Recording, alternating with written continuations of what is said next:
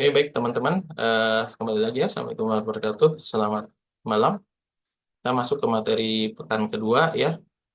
Setelah membahas materi pertama tentang etika ya. Sekarang kita masuk ke materi kedua tentang sejarah dan perkembangan teknologi. Ini masih semangat ya. Ya, mendengarkan kuliah ini kan masih boleh sambil makan ya, sambil ngemil ya, sambil apa? Nemenin anak tidur ya. Ya, saya dulu nemenin anak tidur ya waktu masih bayi ya sampai umur 2 tahun ya di ayun-ayun ya. Mungkin ada yang sambil ngayun-ngayun anaknya ya sambil dengerin kuliah ini ya. Ya. Selama ini sampai sampai sampai saat ini masih enjoy kan ya menikmati kuliah ini Masih, Pak. Insya Allah ya. aman. Sip. Oke, perkembangan teknologi ya. Teknologi ini secara akar bahasa ini berasal dari bahasa Yunani dari dua kata yaitu teknik ya dan juga logia ya. Teknik ini keterampilan tangan dan logia ini berarti ilmu ya. Jadi logi itu artinya ilmu. Biologi ilmu tentang kehidupan ya. Zoologi ilmu tentang hewan ya. Plantologi ilmu tentang tanaman. Nah, teknologi ilmu tentang keterampilan tangan ya. Maksudnya keterampilan tangan itu apa? Manusia membuat sesuatu atau mengerjakan sesuatu ya. Jadi teknologi itu adalah ilmu tentang ya bagaimana manusia membuat atau mengerjakan sesuatu ya. Yang menjadi definisi umumnya teknologi adalah kumpulan metode yang juga terwujud dalam alat ya untuk memudahkan manusia dalam mengerjakan suatu pekerjaan ya. Nah, berdasarkan Cambridge Advanced Learner Dictionary ya, teknologi ya definisinya adalah the study and knowledge of ya. Jadi apa ilmu ya, ya proses belajar, pembelajaran dan juga ilmu pengetahuan tentang practical ya, ya, especially industrial, khususnya dalam industri ya, use of scientific discoveries. Ya, jadi ada di sana ada unsur discoveries ya penemuan sesuatu yang ditemukan oleh manusia ya. Kemudian penggunanya adalah untuk ya secara spesifik dalam industri. Industri itu apa? Industri itu proses perubahan ya, pengubahan dari apa? Dari bahan mentah jadi bahan baku ya, atau dari bahan baku menjadi barang jadi. Itu kan yang kita pelajari dulu ketika kita sekolah ya. Jadi ada proses transformasi di situ. Nah, berdasarkan Kamus Besar Bahasa Indonesia, teknologi ini adalah ada dua definisi ya. Satu, metode ilmiah untuk mencapai tujuan praktis ya, atau ilmu pengetahuan terapan ya. Jadi yang nomor satu ini bicara caranya, teknologi itu bicara masalah caranya. Yang kedua, teknologi bicara masalah sarana, medianya, keseluruhan sarana untuk menyediakan barang-barang yang diperlukan bagi kelangsungan dan kenyamanan hidup manusia. Ya. Contoh misalkan, teknologi informasi. Berarti berarti apa?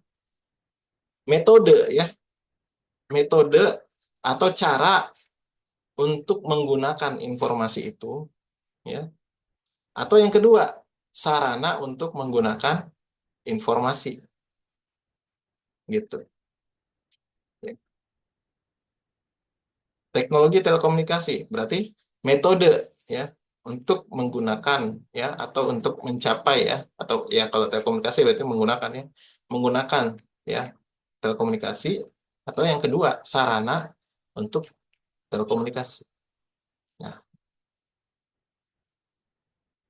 oke, dengan itu teknologi sering dianggap merupakan aplikasi dari sains ya, dari sains.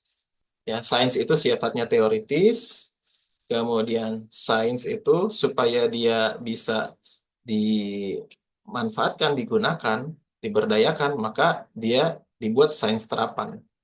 Ya, lalu kemudian sains terapan itulah ketika diaplikasikan, ketika dilakukan, itu menjadi sebuah teknologi. Ya, maka dengan kata lain, teknologi itu sebenarnya bisa disebut juga sebagai pemanfaatan dari sains. Karena semuanya konsepnya. Sains itu bicara konseptual. Sedangkan teknologi bicara aplikasi, implementasi, praktikal. Ya, contoh misalkan teman-teman eh, belajar ya tentang algoritma ya. Ini teman-teman angkatan 2000 berapa nih? 2023 ya. Ya, benar ya? Benar, Ya, Pak. ya, mengambil mata kuliah strategi algoritma ya, atau semester kemarin mengambil mata kuliah analisis kompleksitas. Nah, itu sains. Mengambil materi kuliah teori bahasa. Ya, benar ya?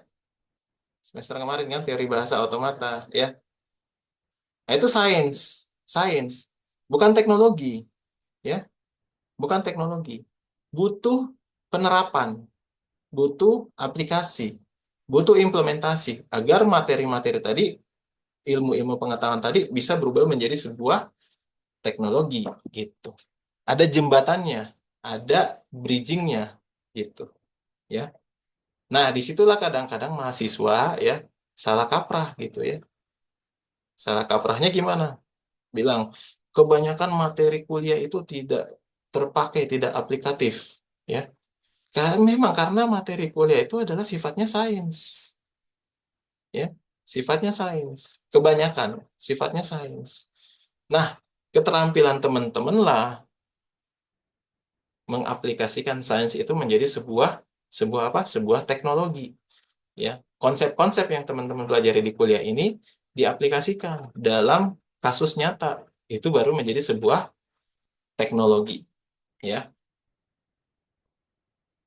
Bisa dipahami bedanya sains dan teknologi?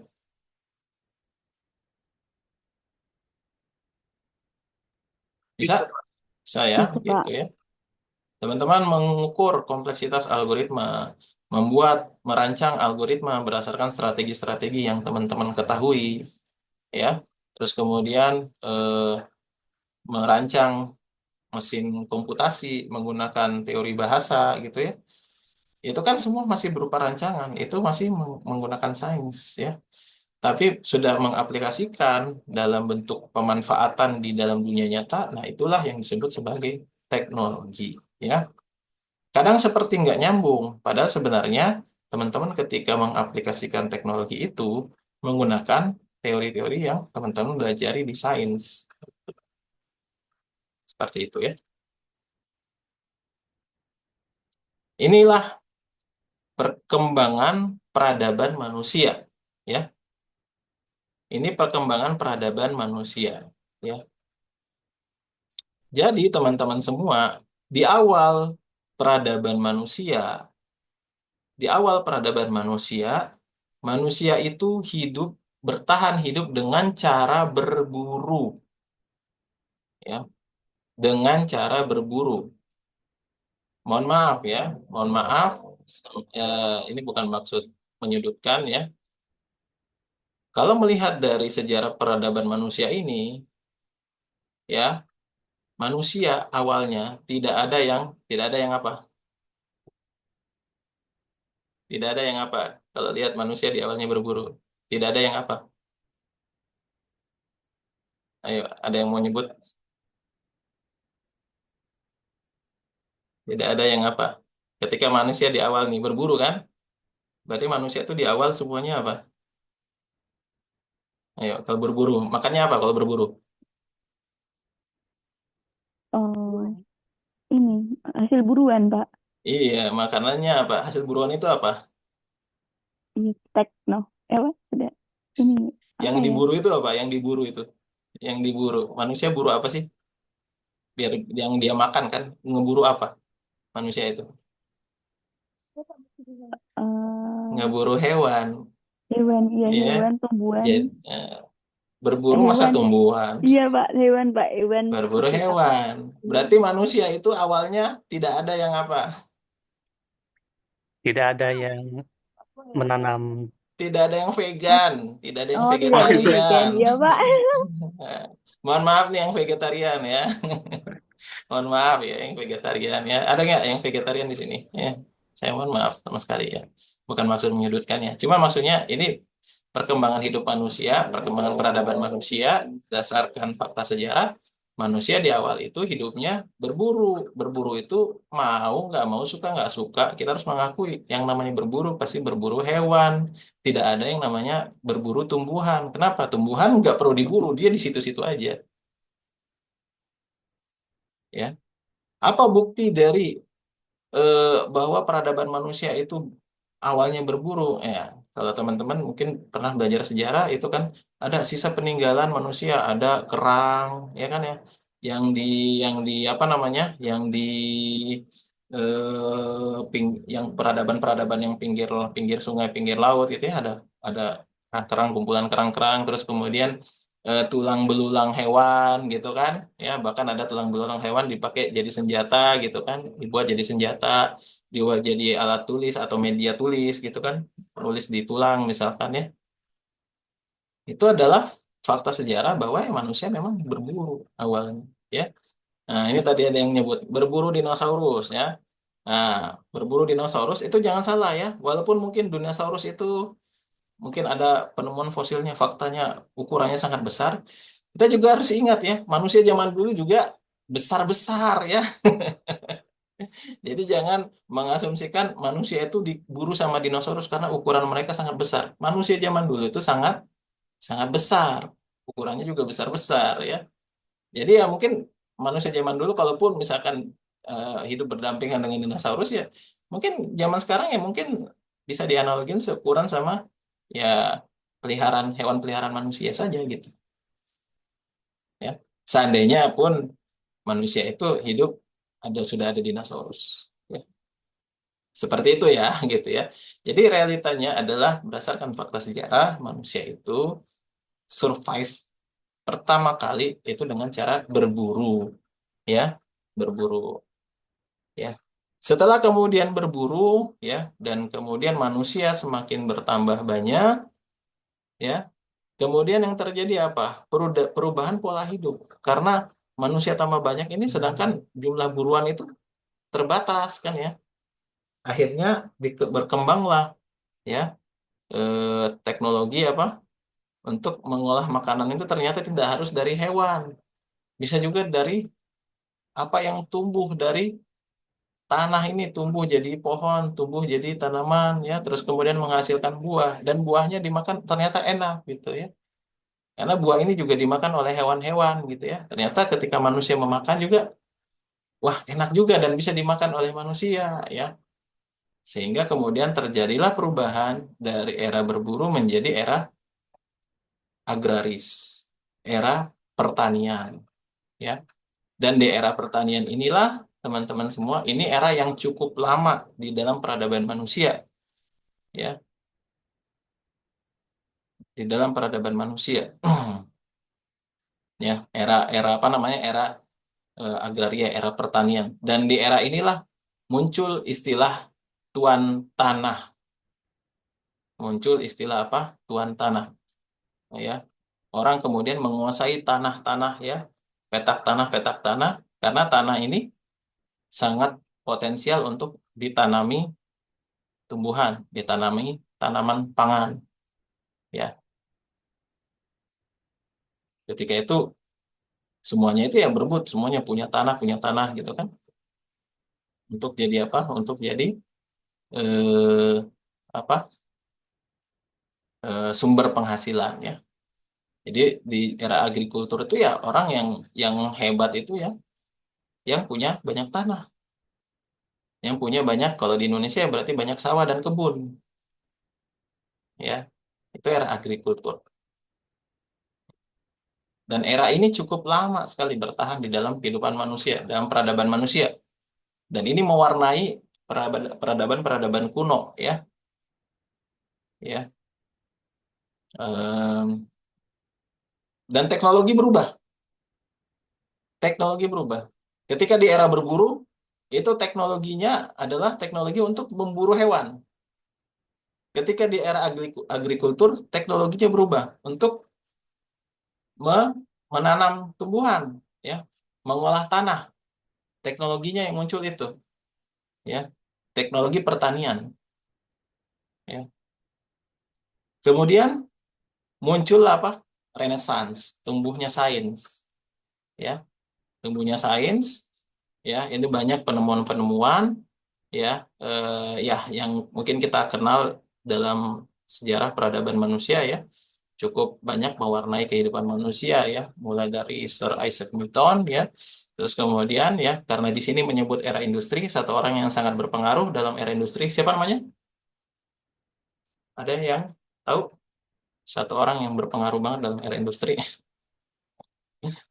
namanya James Watt, ya, James Watt, ya, yang menemukan apa? Apa penemuannya James Watt? Lampu, Pak. Lampu itu sama Thomas Alva Edison, ya. Ya, James Watt menemukan apa? Ayo, ayo. Menemukan apa, ayo? James Watt. Steam engine. Iya, steam engine, mesin uap. Mesin uap ini mengubah peradaban. Steam engine mengubah peradaban.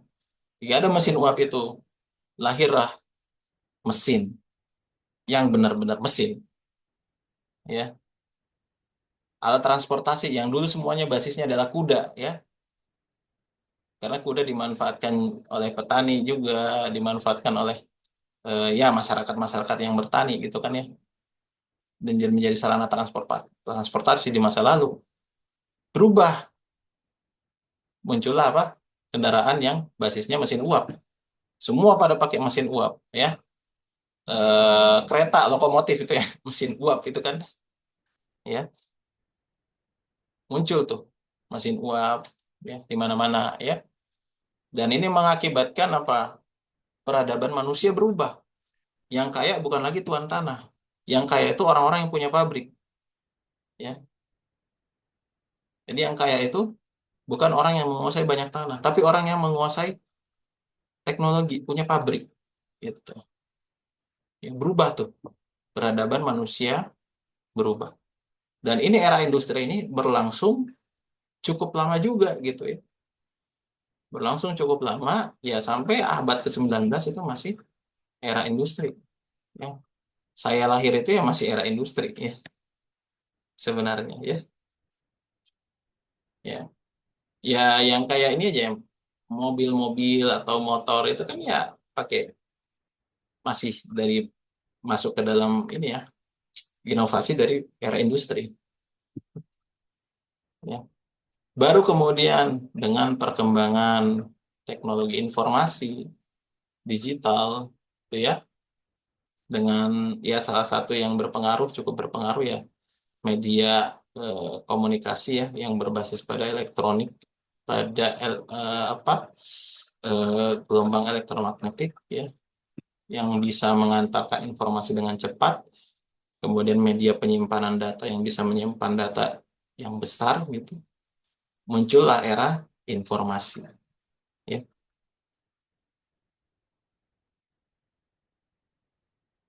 Ya, yang menariknya adalah, ya, era filsafat, era sains itu sendiri ini muncul di era agrikultur. Sedangkan keterampilan tangan manusia itu sejak era berburu itu sudah ada, ya. Sejak era berburu itu sudah ada. Jadi sebenarnya teknologi itu sendiri sudah ada sebelum filsafat dan sains itu berkembang. Karena teknologi itu sifatnya dipakai, langsung dipakai gitu. Karena sifatnya dia kepake.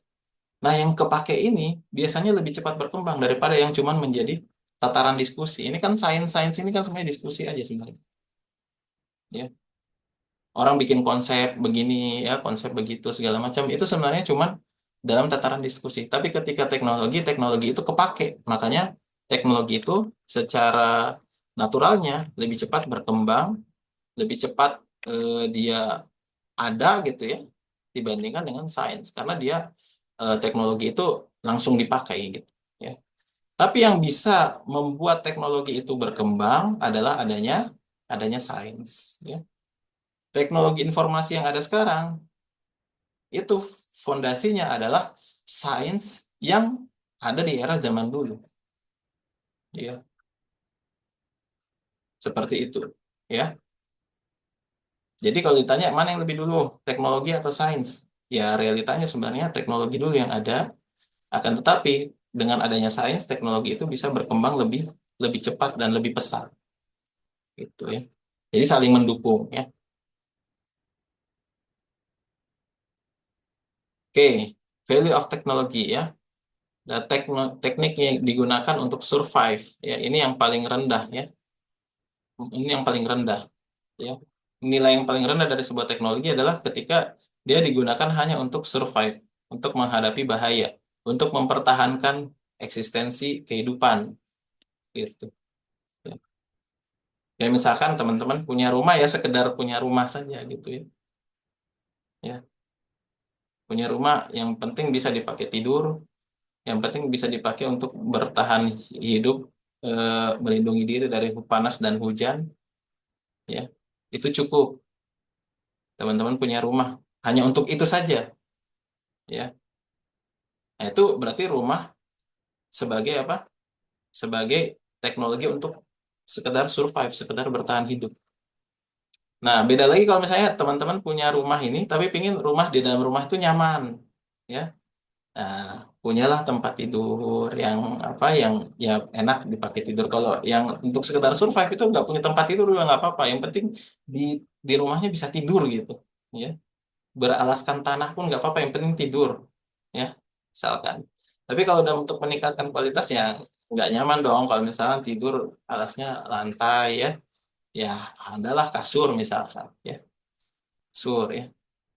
Kemudian teknologi dibangun lagi di apa dikembangkan lagi untuk mempermudah aktivitas pekerjaan ya ya jadi bukan hanya sekedar untuk membuat nyaman ya, tapi ini juga sudah untuk memudahkan manusia dalam beraktivitas, dalam bekerja ya. Contoh misalkan apa, di rumah itu ya biar nyaman gitu kan ya, dalam bukan hanya sekedar tidur dan segala macam, tapi untuk beraktivitas bekerja misalkan ya, mulai dibuat, apa diadakan sarana-sarana misalkan oh harus ada ruang kerja misalkan ya. Harus ada ruang kerja ini gitu ya. Harus ada komputer, set komputer misalkan. Terus kemudian teknologi berkembang lagi untuk memperluas cakrawala ilmu pengetahuan. Nah, kalau ini sudah lebih advance lagi. Jadi bukan hanya sekedar membantu apa yang kita lakukan menjadi kewajiban kita, tapi untuk menambah, apa untuk membangun pengetahuan kita. Ya. Dan yang terakhir, teknologi ini untuk apa? Mewujudkan yang sebelumnya tidak terpikirkan. Ya. Mewujudkan yang sebelumnya bahkan tidak terpikirkan. Ya.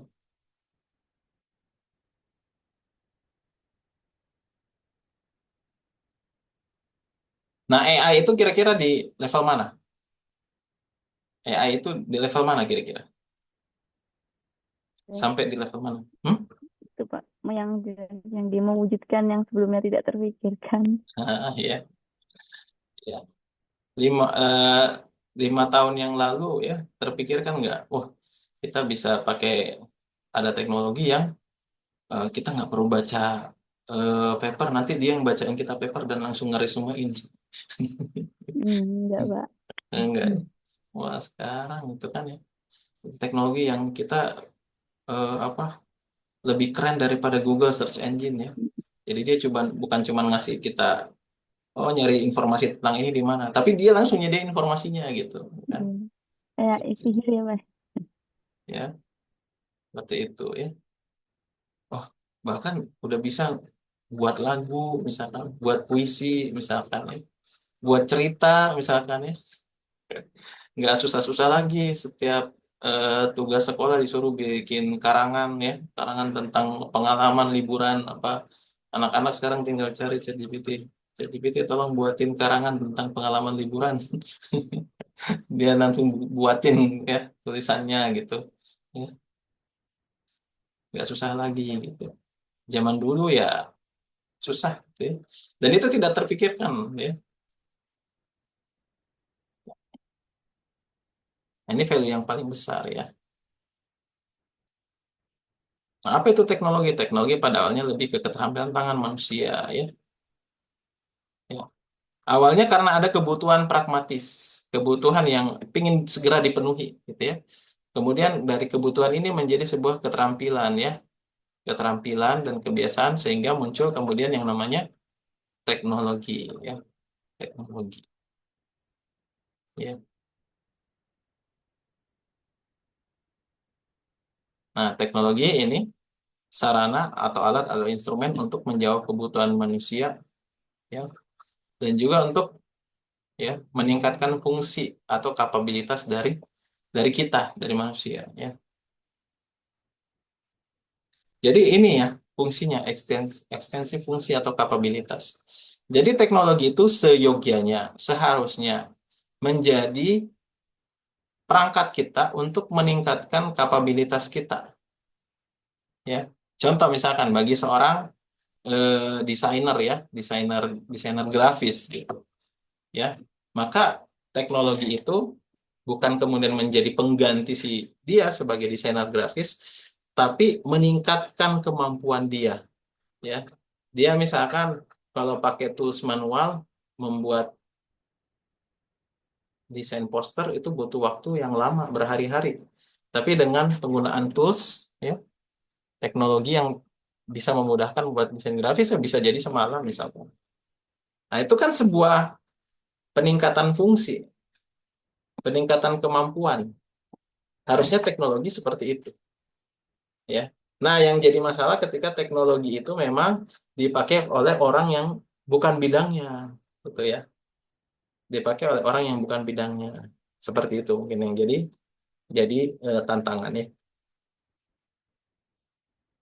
Nah, apa saja yang dapat diekstensi oleh teknologi? Apa saja sekarang? Ya dalam berbagai hal gitu ya, dalam berbagai hal. Nah, yang jadi masalah kalau sebenarnya kapabilitas kita bukan dalam bidang itu, tapi karena ada teknologi kita sok-sokan ngerti gitu. Kita merasa sudah mengerti karena dengan kita pegang teknologinya gitu. Ya, kita pegang teknologi sehingga kemudian seolah-olah kita mengerti. Ya, itu yang menjadi apa? Menjadi eh, dilema di situ ya gitu. Jadi asal pegang asal ngerti pakainya kita sudah merasa diri kita mengerti. Padahal tetap saja kita bukan ahli di bidang itu misalkan ya. Kayak misalkan tadi desain grafis ya, ada tools yang bisa mempermudah kita gitu ya. Tapi kita karena bergantung ke tools itu bukan bukan kita ahlinya sebenarnya gitu ya. Padahal bisa jadi yang namanya tools juga punya keterbatasan. Harus dipakai oleh orang yang mengerti ya. Ya, terus untuk programming yang make ya adalah orang yang ngerti programming gitu, bukan orang yang nggak ngerti gitu. Kalau yang nggak ngerti asal make aja, asal jadi sebuah program, tapi dia nggak ngerti program itu. Ya. Oke ya, ini ekstensi ya, ekstensi energi itu berupa tools ya, ekstensi fisik berupa mesin. Apa bedanya? Ekstensi fisik ini adalah ketika dia bisa membantu mengerjakan sesuatu yang dengan fisik manusia itu susah dikerjakan. Contoh apa? Contoh mobil. Contoh mobil yang bisa apa? Bisa mengangkut manusia gitu ya dan mengantar dengan cepat. Nah, ini kalau dilakukan oleh manusia susah karena fisiknya physically susah untuk itu ya. Ekstensi energi ya. Ini berupa tools ya. Contoh apa? Menyalurkan energi kita ya untuk melakukan sesuatu ya. Pisau ya. Pisau itu ya dia bergerak sesuai dengan energi kita ya. Jadi dia menyalurkan energi kita untuk melakukan sesuatu. Ekstensi kontrol ini sudah sifatnya mengontrol sesuatu yang sistem ya, dan ekstensi kehendak ya. Ini intelligence ya. Nah, ini ya. Ini perkembangan perkembangan teknologi ya. Jadi memang mau nggak mau AI itu menjadi salah satu apa? Salah satu arah perkembangan teknologi karena sifatnya itu yang sangat aplikatif dipakai dalam bidang apapun ya. Nah, ini tahap otomasi teknologi ya. Step 1, assistance. Dia menjadi asisten kita, membantu kita. Kemudian yang kedua, specific task automation. Ya, dia bisa mengotomatisasi tugas tertentu ya. Kemudian yang tiga, dynamic task automation. Sudah dinamis ya. Kalau ini spesifik task aja, satu task saja, misalkan apa ya, mengelola database saja, misalkan input udah selesai gitu ya. Kalau dynamic ini, setelah satu task itu selesai, dia bisa mengerjakan task lain sesuai dengan kondisinya, misalkan ya. Contoh misalkan kayak recommender system ya. Dia misalkan di awal kita kita eh, bertransaksi misalkan di sebuah e-commerce. Kemudian setelah selesai bertransaksi itu langsung secara dinamis dia menawarkan kita barang-barang yang kira-kira relevan dengan kita. Itu dinamis. Kalau general automation ini ya proses otomatisasi yang sudah berlangsung secara umum untuk jadi sudah saling terkait gitu. Dan yang kelima fully independent ini benar-benar sistemnya sudah otomatis ya. Manusia itu sudah tidak tidak apa namanya? Tidak mengambil peran di situ.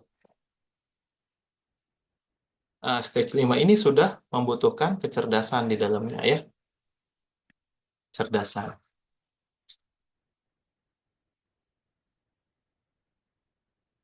Contoh misalkan apa? Self-driving car. Nah, ini sudah Pak udah tahapnya sudah fully independent ya, gitu. Karena sudah benar-benar dia sendiri yang memutuskan dia belok kiri, belok kanan gitu ya. Berhenti atau maju gitu. Dan untuk sistem-sistem yang kritis seperti ini ya, seperti misalnya contoh self-driving car ini harus dipastikan benar-benar aman. Ini sampai sekarang masih menjadi isu self-driving car itu. Ya, teknologi juga bisa untuk memindahkan fungsi ya. Ya. Jadi ada pemindahan fokus, shift of focus ya. Apa yang dapat dilakukan teknologi cenderung tidak akan dilakukan lagi oleh manusia. Jadi mensubstitusi, mengganti ya. Ya, terutama misalkan ya, mohon maaf ya, pekerjaan-pekerjaan yang berisiko tinggi, pekerjaan-pekerjaan yang berisiko tinggi. Apa kira-kira pekerjaan-pekerjaan yang mungkin berisiko tinggi? Ayo, ada yang kebayang nggak?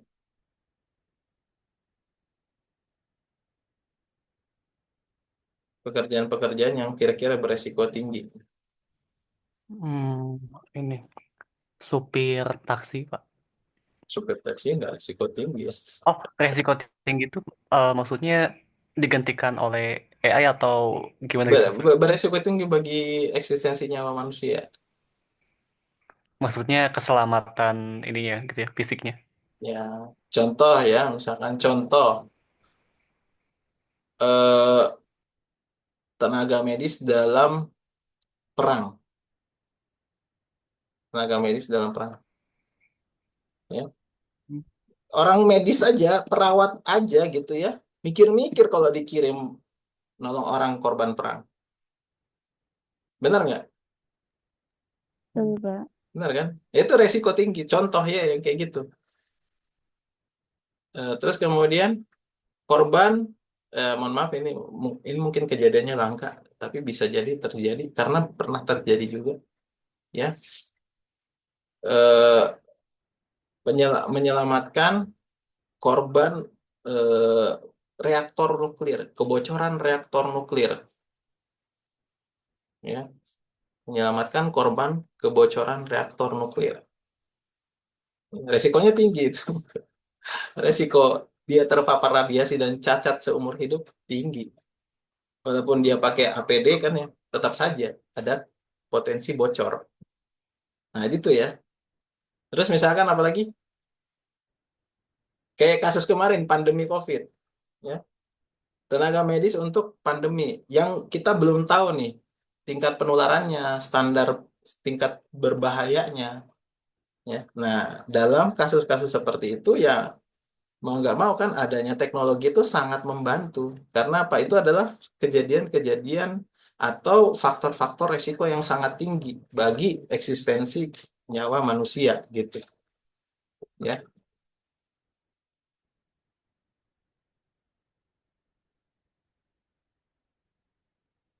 Nah, ya, ini ya.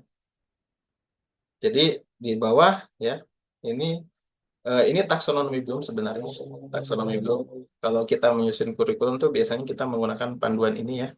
Jadi awalnya hanya remembering ya, ya, kemudian naik menjadi understanding, ya. Awalnya ini hanya sekedar mengingat saja, memorizing, hafalan. Kemudian dari situ kita memahami, ngerti gitu ya, aplikasikan, menganalisis, mengevaluasi, evaluasi ini berdasarkan hasil analisis, dan terakhir berkreasi, menghasilkan sesuatu yang baru. Nah, ini taksonomi Bloom seperti ini. Tingkat dari penguasaan ilmu pengetahuan adalah ketika dia bisa menghasilkan sesuatu yang baru. Awalnya itu adalah hafalan ya, maka teman-teman semuanya jangan anti sama hafalan ya. Semuanya itu dihafal kok. Satu tambah satu itu nggak dimengerti, dihafal ya. Nggak dimengerti itu satu tambah satu, dihafal ya. Matematika itu di awal tuh dihafal, bukan dimengerti. Setelah sudah bisa hafalan itu kuat, baru dimengerti ya, di understanding seperti itu. Nah ini ya, teknologi bisa mensubstitusi substitusi ya. Nah, sedangkan human focus itu seharusnya di atas ini ya, diharapkan bisa di atas ini. Jadi walaupun ada generatif AI, diharapkan yang berkreasi itu tetap manusia ya. Ya, generatif AI ini hanya menjadi tools bagi manusia untuk membantu menganalisis, membantu mengaplikasikan gitu ya. Nah, kemampuan manusia perlahan digantikan oleh teknologi ya. Ya, dulu awalnya buku, sekarang manusia lebih fokus pada gagasan timbang mengingat. Kalkulator, dengan adanya kalkulator, manusia lebih fokus pada teorema ketimbang perhitungan teknis ya. Ada web search, manusia lebih fokus pada pendataan informasi daripada sekedar mencari ya.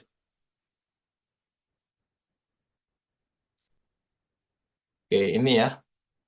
Nah, bagaimana kemudian AI itu mensubstitusi ya, mensubstitusi peran-peran atau apa, fungsi-fungsi tugas-tugas manusia sehingga dia bisa arahnya ke atas gitu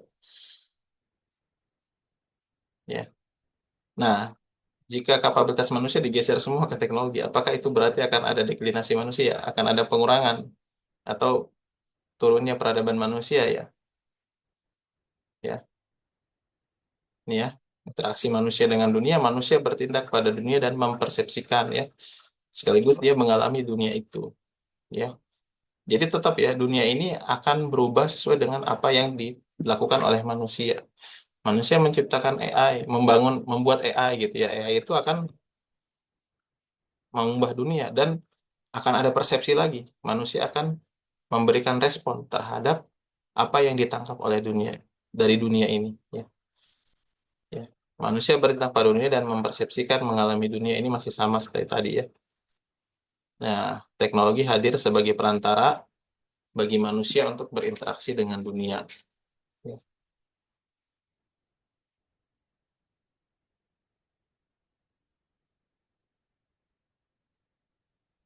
Nah, interaksi manusia dunia ya, jadi ada beberapa teknologi yang ya sifatnya sudah kebertubuhan, jadi sudah seolah-olah menjadi part of apa, our body gitu ya. Misalkan manusia menyatu ya, contoh kacamata itu menjadi bagian dari tubuh untuk melihat ya. Ada hermeneutis ini untuk teknologi bersatu bersama dunia ketika dipersepsikan oleh manusia. Contoh misalkan sekarang dengan adanya teknologi informasi ya, ya kita dengan teknologi informasi itu bisa membantu kita memahami dunia ya. Atau keberlainan teknologi menjadi latar yang tersendiri, sesuatu yang beda sendiri gitu. Nah, tapi dia mempengaruhi manusia ataupun dunia. Contoh misalkan AC ya. Dan setiap ini punya efek ketika dia hilang atau ketika dia rusak ya. Kalau kebertubuhan itu ketika teknologi itu rusak, maka akan mempengaruhi fungsi tubuh manusia. Hermeneutis ini ketika dia hilang akan membatasi jangkauan manusia dalam melihat dunia. keberlainan ini, hilangnya teknologi yang sifatnya keberlainan, ini hanya akan mengubah sedikit kondisi dunia. Tapi persepsi kita terhadap dunia itu masih masih tetap sama, ya. Oke, ini nanti bisa ini ya dibaca sendiri ya. Wah, ada jenis hubungan kita dengan dunia teknologi ya. Nah, ini kebertubuhan ini manusia terhubung dengan teknologi untuk berinteraksi dengan dunia. Kalau hermeneutis, manusia ini berinteraksi dengan dunia tapi melalui teknologi. Kalau keberlainan, ya ini antara manusia dengan dunia ini dua-duanya berinteraksi dengan teknologi. Tapi teknologi ini sendiri kalau hilang dia tidak terlalu berefek terhadap manusia dan juga terhadap dunia. Ya.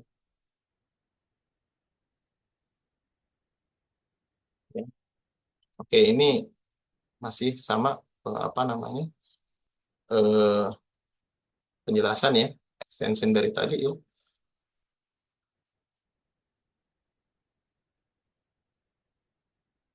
Oke, ini hal-hal yang mendorong teknologi ya, adanya transformasi masyarakat ya. Jadi di awal itu ya, teknologi itu didorong oleh dua faktor. Yang pertama ada kebutuhan ya, kebutuhan praktis di masyarakat, dan ini yang mendorong teknologi di awal berkembang ya. Teknologi tadi yang digunakan manusia untuk berburu ya, digunakan manusia untuk mengolah tanah menjadi menumbuhkan tanaman ya. Atau yang kedua karena ada dorongan untuk ingin tahu gitu ya. Ada dorongan untuk ingin tahu. Contoh apa? Ada dorongan untuk ingin tahu. Teknologi apa yang kira-kira yang didorong oleh keingintahuan ini? Contoh apa? Contoh penjelajahan manusia keluar angkasa. Kira-kira butuh nggak sih kita keluar angkasa? Kira-kira butuh nggak kita keluar angkasa? Nggak butuh kan sebenarnya. Tapi orang pengen tahu apa sih yang ada di luar bumi itu apa gitu. Akhirnya muncul apa? Eksplorasi luar angkasa. Seperti itu ya. Nah, teknologi inovasi ini akan mentransformasi masyarakat dan muncul kebutuhan pragmatis baru ya. Seperti itu ya. Dulu belum ada handphone ya, pakai telepon kabel ya. Nah, ada telepon kabel ini susah nih karena kalau mau nelpon harus di rumah, harus di mana gitu kan. Muncullah telepon yang tanpa kabel. Ini transformasi masyarakat, muncul kebutuhan baru ya. Jadi inovasi baru ya. Masyarakat berubah, handphone ya. Handphonenya ini kok cuman bisa nelpon doang kan. Kalau saya lagi nggak bisa nelpon tapi pengen ngirim pesan gimana ya? Muncullah SMS ya. Terus misalkan masa cuma telepon sama SMS, kayaknya enak deh kalau misalkan bisa buka website, bisa searching sesuatu. Akhirnya muncullah smartphone dan seterusnya gitu kan. Ya. Atau misalkan ini teknologi inovasi ini didorong oleh eksplorasi baru ya. Ya. Tadi ya penjelajahan luar angkasa, ketemu planet, ketemu galaksi, ketemu bintang, terus melakukan eksplorasi seperti itu. Ya, ya jika berasal dari mekanisme pasar, kebutuhan dicapai oleh teknologi cenderung bersumber dari hasrat manusia tadi ya. Oke. Oke, seperti itu ya mungkin ya. Jadi beberapa hal yang mungkin kita resumekan tadi ya, teknologi, terus interaksi antara teknologi manusia dan dunia, dan juga apa yang mendorong teknologi itu berkembang ya, serta hubungan antara teknologi dengan sains. Seperti mungkin ya teman-teman semua